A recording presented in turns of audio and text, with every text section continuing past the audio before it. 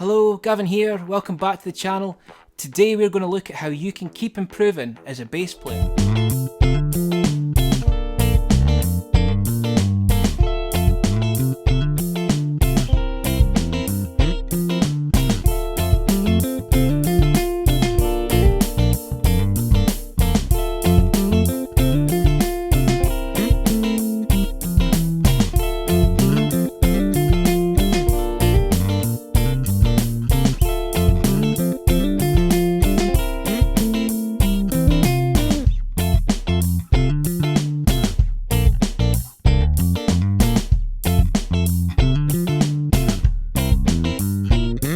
So whether you're a beginner, just getting started out, or you're a working professional, we all practice, and we all want to keep improving as a bass player.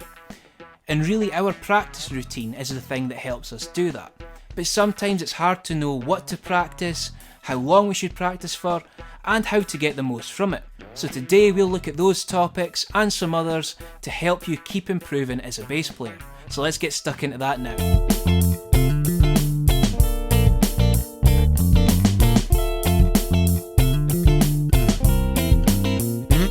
The most important thing we can do is practice, but it's not as simple as just playing some songs.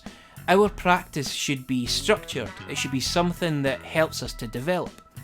But most of all, it should always be fun. So some important things to think about when you're practicing is making sure you're practicing something new, something that you can't already play, that's easy to play. Again, make sure you set aside time for that as well, because it has to be fun. But when we're practicing, we should be adding new things to our playing. Trying to find that new sound that we're looking for, new techniques, music theory, they're all important things to practice. But it doesn't have to be boring when we study these things. So whether we're studying theory or we're looking at slap bass or some other technique, we can make it enjoyable. The way we can do that is by using some good practice tools. You see, we've got metronomes, which they're not that exciting. If you play to a metronome to work on your timing, yes, you can do that, and I highly recommend doing that. But it's not the most fun experience.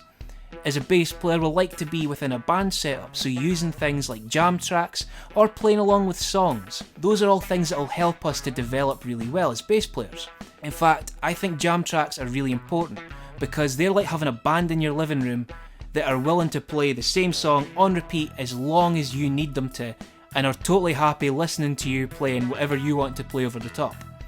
You can't say that about many real life bands. But a jam track gives you that experience and gives you those tools to study things and to do it as often as you want. And of course we've got some amazing learning tools all over the internet now. We do of course have traditional books, but even like this video I'm making right now is a form of tuition online. So these are great tools to use for learning as well.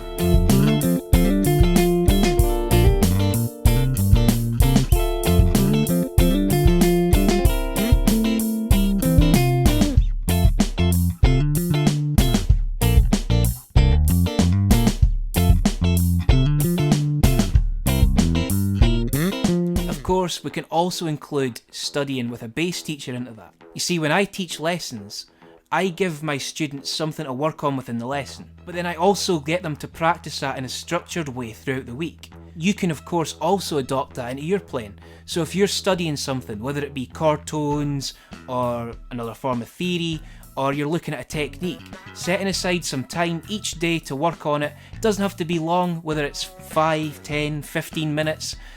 That's going to make a massive difference in getting that into your playing. And in fact, when you're trying to figure out a practice routine, don't allow yourself just a few hours at the weekend. If you can set aside even, like I say, 5, 10, 15 minutes a day, that's going to do you so much more good than practicing just a couple hours at the weekend. It's all because of muscle memory. The more you do it, the more often you do it, it becomes much easier to do it and much more second nature. If you only do it at the weekend, by the time you've gone through that week and get to the next weekend, you're coming back to it fresh. You're kind of coming back as a beginner each time you get to the weekend. So if you want to keep pushing yourself and keep adding more into your playing, setting aside some time each day is the best way to do that. But going back to using a teacher, there's nothing wrong with doing that. It doesn't matter what level you're at, working with a teacher could always add some more to your playing. You see, you could take a topic like chord tones and only study that for a year, and still not know everything about that topic, because someone else can always add a new insight into it and something new that you can work on with it.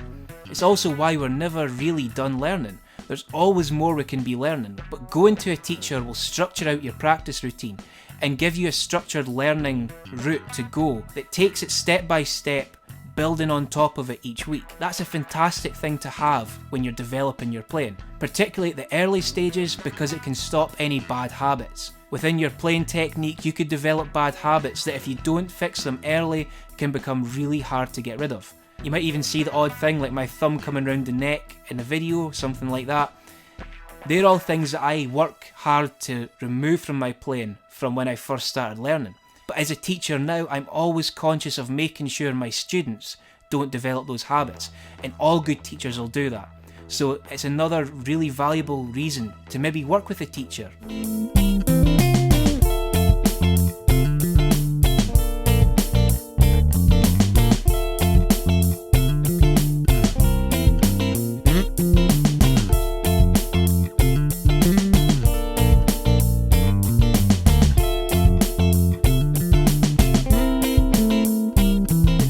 We're going to look at something a little bit different.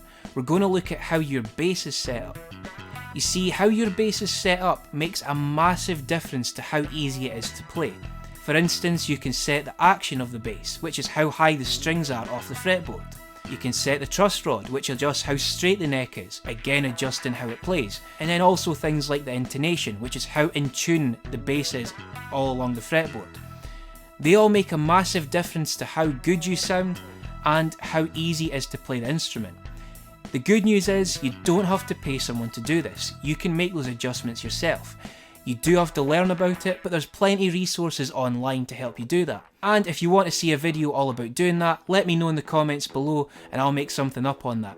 Because although I'm not a luthier, it's something I do on all my basses.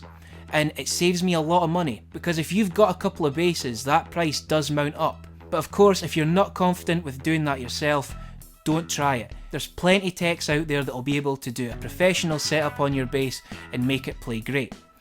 And just as important as well is keeping good strings on your instrument. I know I don't change my strings often, but that's because I'm using flat wound strings. In contrast with that, my 54 jazz bass that I play, the Squier, that always has nice new round wound strings on it, because round wound strings don't sound quite as good when they die. They get very dull and they can actually have some intonation issues. So try not to leave your strings on for too long. Strings are expensive, so you don't have to change them every couple of weeks. You don't need to be doing that. But making sure you've got nice, relatively fresh strings on your instrument will go a long way to getting a good bass tone, which again also makes it more fun to play, because when your bass sounds good, you're always going to enjoy it a little bit more.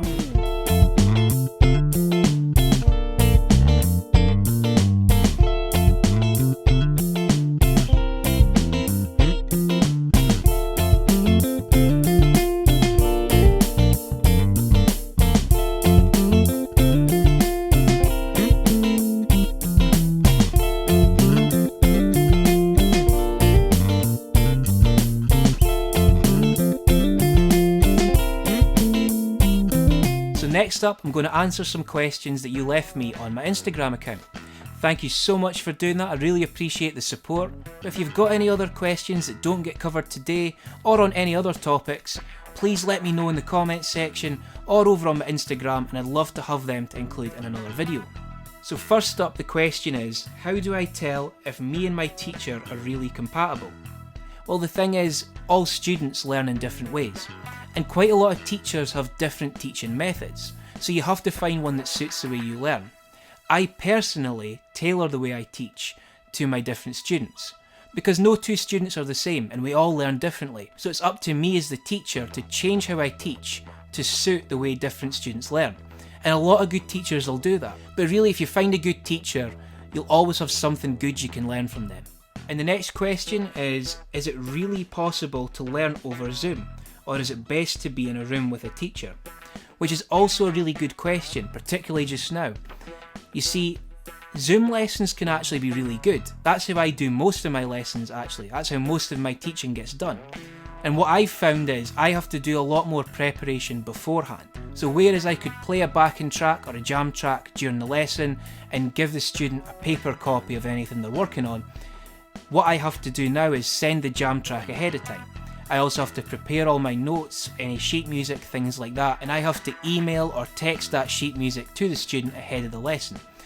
So for the student, they still get the same learning experience, but as a teacher it means I have to do a little bit more work beforehand. Of course, there are students who just do not like learning over Zoom, and that's totally understandable. It's not for everyone, so really it comes down to what suits you best. The next question is it ever too late to learn to play an instrument? And the answer to that is no, it's never too late. Of course, children do pick things up quicker than adults, and adults of course also have commitments like work and things like that, so practice time is maybe a little bit shorter than what a child would have. But as long as you structure that practice time, you could still pick things up really well. It might take a little bit longer to get things into your playing, but that doesn't matter. It doesn't matter what you're practicing, whether it's chord tones or theory, and it doesn't matter whether you're an adult or a child. Nothing should be rushed. It should always be done at your own pace, taking your time and enjoying it. So next up we've got the question, learning involves practice, and that implies making a bad racket. How do I protect myself and others from it? That's a really good question, because everybody, regardless of your level, if you're practicing something new, it will sound bad. There's got to be a point where it sounds bad, or else you're not doing something new. So don't worry about that. That's just part of the process. You don't have to be embarrassed about sounding bad, that's just part of it. As you progress and you practice it more, it'll start sounding better and better. But if you've got neighbours or people in the next room that are going to be a bit annoyed at hearing it constantly, you can do things like practicing with headphones. That takes away all of that volume and all they'll hear is the unamplified strings at most. Then in a different room they'll probably not hear it at all. And the last question, there are so many options for basses at different price points. How much should I spend? Can a cheap bass be any good or will it hold me back? And is there a good way to choose other than based on the look of the instrument? It's a good question because cheap instruments can be great. For example, this precision bass that I've got here, Squier Affinity, is the cheapest bass that Squier make. Sorry, the cheapest P bass that Squier make. But it's still good. Yes, the hardware isn't the best in the world, and it does require a bit of setting up, but it's still a good instrument. Yes, the frets might be a little bit sharp on the edges, the tuners and the bridge might not be quite as good as a more expensive instrument. And those things were mentioned earlier, the intonation, the action, the truss rod adjustment in the neck, they might need to be made to make it play well. But if you put in that time fixing these things, you can even take the edge off the sharp fret edges. If you do that, you'll end up with a really nice instrument. And you can upgrade parts like tuners and bridges, that can all be changed. Even pickups can be replaced with quite affordable upgrades. So you can get a really good instrument without spending a lot of money. And as for the looks, that is a very important thing, particularly as a beginner. What you want is an instrument that looks so cool that you want to keep playing it. So another good tip for that actually is to have a guitar stand. Don't leave your instrument in a case. Put it on a stand and leave it out on display in your room. You see, if you do that, every time you walk past it, if you like the way the instrument looks, you're going to want to play it. So thank you very much for those questions, I really appreciate those. And if you've got any more questions, please leave them down in the comments below because I'd love to hear what you all think. And of course, most of this is my opinion as a bass teacher, but I'd love to hear what you all think on the topic. And if you've got any tips yourself on practice and things like that, please leave them in the comments because I'd love to hear what you all have to say on that topic. So thank you very much for watching, I hope you enjoyed the video. If you did, please hit like and subscribe down below, clicking the bell icon to be notified of more content when it comes out. And until next time, keep working on those bass faces.